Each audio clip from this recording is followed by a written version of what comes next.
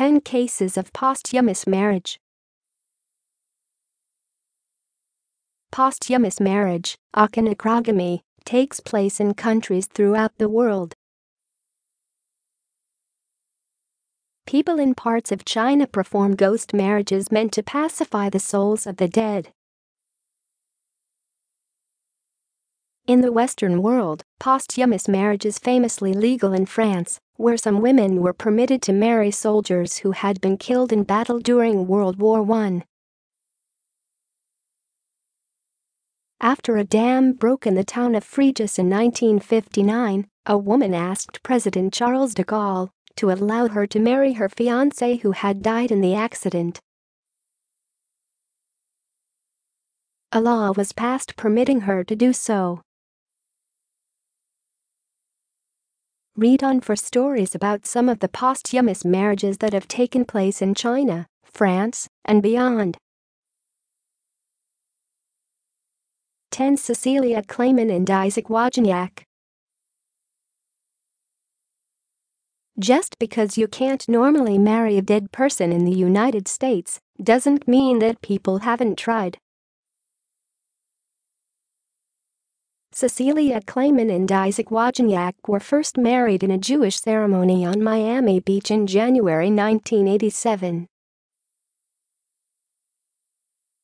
Sadly, Wozniak died of a heart attack soon afterward on March 10, 1987.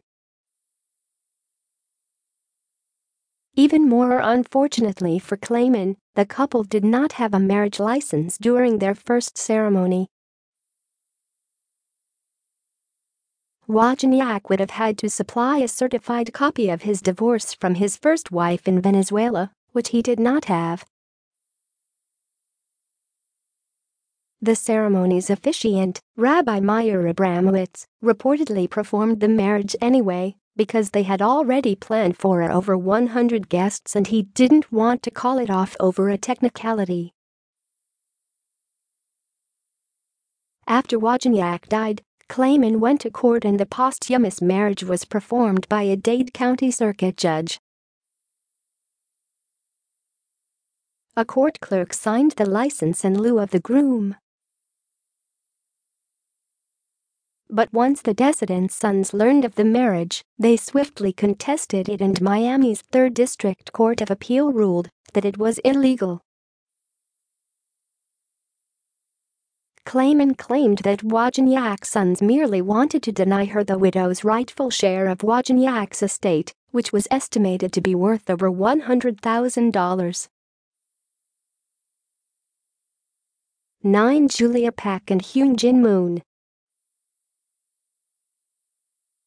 Before his tragic death at age 17 in January 1984 from a car accident, Heung Jin Moon was the son of Sun Myung Moon and Hak Ja Han, leaders of the Unification Church in South Korea. According to church teachings, only married couples were permitted to enter heaven. As Heung Jin Moon had planned to marry prima ballerina Julia Pak before his death, his parents conducted a spiritual wedding for the couple on February 20, 1984. Now General Director of Universal Ballet, Julia goes by Julia H. Moon, and she has been known to deliver messages on behalf of her husband from the spiritual world. 8. Charlotte Coletta and Friedrich Fritz Pfeffer. Appearing in Anne Frank's diary under the pseudonym Albert Dussel, Friedrich Fritz Pfeffer was a Jewish dentist who spent 2 years in hiding with Frank's family. Dussel meant idiot.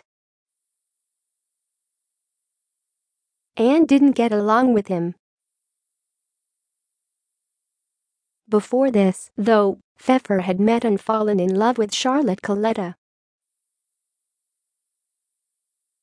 Due to the Nazi Nuremberg laws of 1935, however, the two were not permitted to marry in Germany as he was Jewish and she was not. The couple then went to the Netherlands after Kristallnacht, though their marriage would have been illegal there as well. Once the Nazis invaded Holland in May 1940, Pfeffer was forced into hiding, eventually finding his way to the annex with the Frank family. After their presence was discovered, Pfeffer was arrested and sent to Auschwitz in early September 1944, and then to Heung in October. He was murdered there on December 20, 1944. Coletta didn't learn of Pfeffer's death until nearly a year after it occurred. On April 9, 1953, Coletta was finally permitted to legally marry Pfeffer posthumously. 7. David Macento and Mgwanini Malomo. In 2004, in the tiny village of Seer, South Africa, David Macento shot and killed his pregnant fiancée, Mgwanini Malomo, and then himself. However, family members wanted to remember the pair as a happy couple, so they arranged for the two to marry. Dressed in wedding attire, the two were said to be joined in marriage before being buried. Mathol Matshekga, an expert on African culture, explained, "In African culture, there is no death.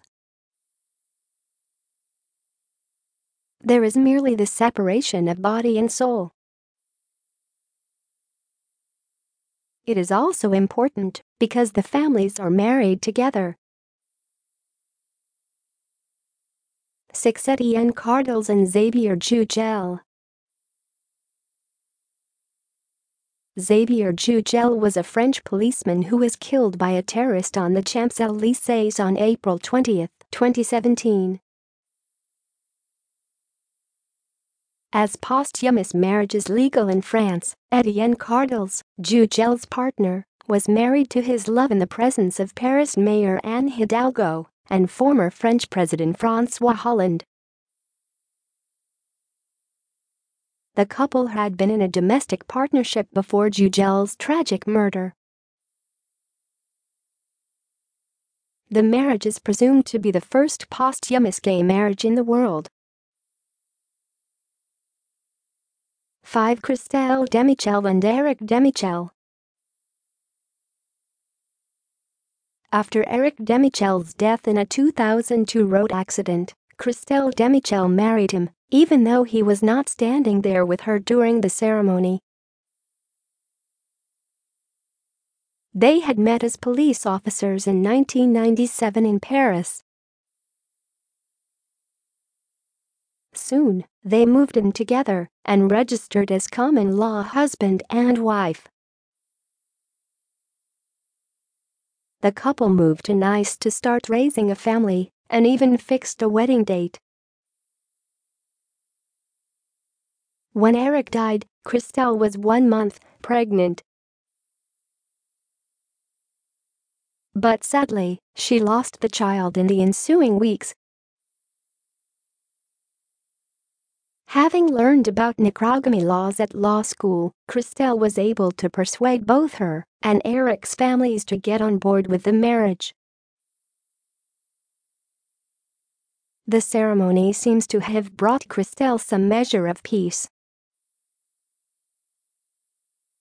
She stated, "With the marriage, I've been able to rebuild something which should have taken place and also build my life for the future."